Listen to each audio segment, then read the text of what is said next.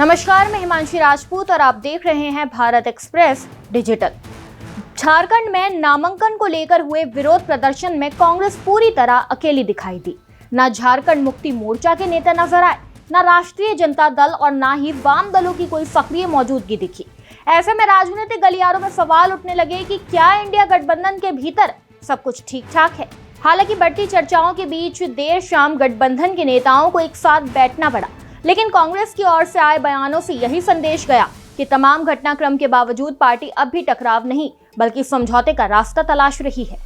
इस पूरे मामले में सबसे दिलचस्प भूमिका झारखंड मुक्ति मोर्चा की रही।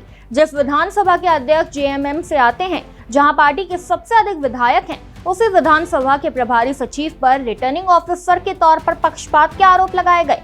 चौंकाने वाली बात ये रही कि आरोप किसी विपक्षी दल ने नहीं बल्कि राज्य सरकार के वित्त मंत्री और कांग्रेस के वरिष्ठ नेता राधा कृष्ण किशोर ने लगाए। जो हमारे माननीय नमन विल्सन कुंगाड़ी, उन्होंने इस बात की आपत्ति दर्ज की। हाँ, एक मिनट वही बैठा हूं। ये बात किसी प्रत्याशी को नहीं करना था। समीक्षा का मतलब समीक्षा करना है आरोप को देखना था कि क्या गलती उन्होंने किया है, क्या त्रुटि उन्होंने अपने नॉमिनेशन में किया है। उन्होंने जब नहीं किया तब हमारे प्रस्तावक नमन विल्सन कुंगाड़ी ने किया, लिख करके दिया है तो उनसे जवाब मांगने की जरूरत नहीं थी कि आपको क्या कहना है। वोट नहीं है वो, उनको खुद कहना चाहिए था कि ये आपकी कमी है, आप बताइए कैसे मीट करते हैं अपनी त्रुटि को। जैसे ही उन्होंने बहुत प्लानिंग के साथ ये काम हुआ है, लिखित रूप से आरओ ने मांगा है उनसे और उन्होंने जवाब दिया, जवाब को स्वीकार कर लिया गया। इसका मतलब ये है कि अगर किसी भी न्यायिक संस्था में वो व्यक्ति जाएगा तो उसको पूरा रिलीफ मिल सकता है, पूरा अवसर दिया गया उसको कि भाई हम आपसे लिख करके मांगे हैं, उन्होंने लिख करके मांगा, हमने लिख करके दिया। ये काम आरोप को नहीं करना चाहिए था, जो त्रुटि थी वो उसको पूरा करवाना चाहिए था।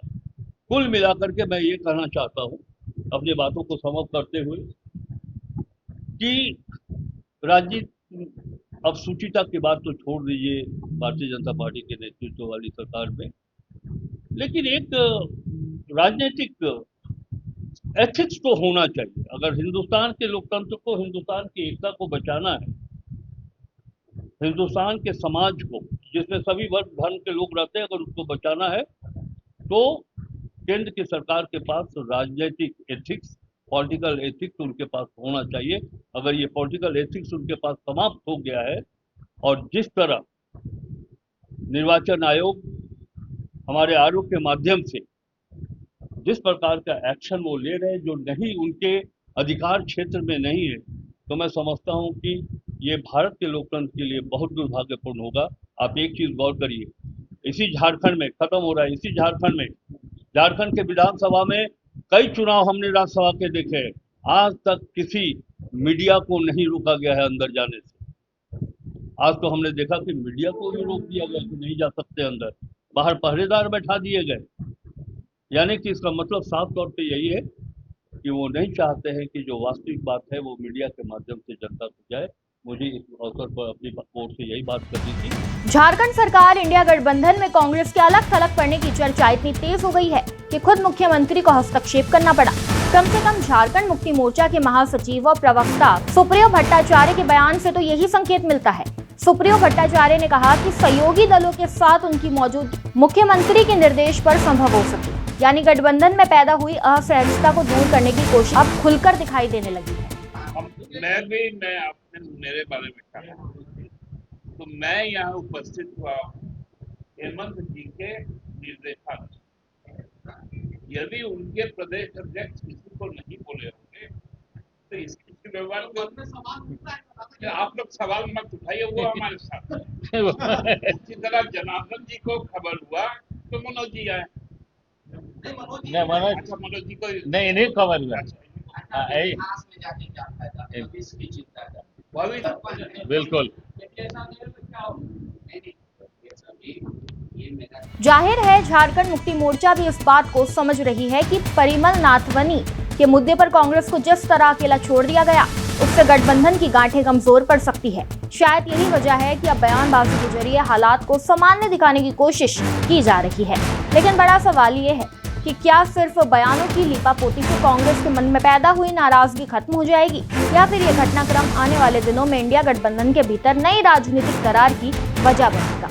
जैसी कि ज्यादातर लोगों को उम्मीद थी, परिमल नथवानी अब झारखंड में राज्यसभा का चुनाव लड़ेंगे। उनके नामांकन पर कांग्रेस द्वारा की गई आपत्तियों को खारिज कर दिया गया है।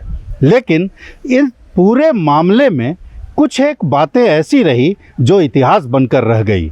झारखंड विधानसभा के बनने के बाद से कभी ऐसा नहीं हुआ कि पार्टी के कार्यकर्ता विधानसभा के परिसर में इस तरह से मुर्गा लड़ाई जैसी लड़ाई करें। कई बातें और भी ध्यान देने योग्य रही। क्या कांग्रेस और झारखंड मुक्ति मोर्चा या हेमंत सोरेन के बीच के संबंध सब कुछ सामान्य है? ये भी एक सवाल इस पूरे मामले ने खड़ा कर दिया है। भारत एक्सप्रेस के लिए कैमरामैन धर्मेंद्र के साथ मधुकर आनंद, रांची।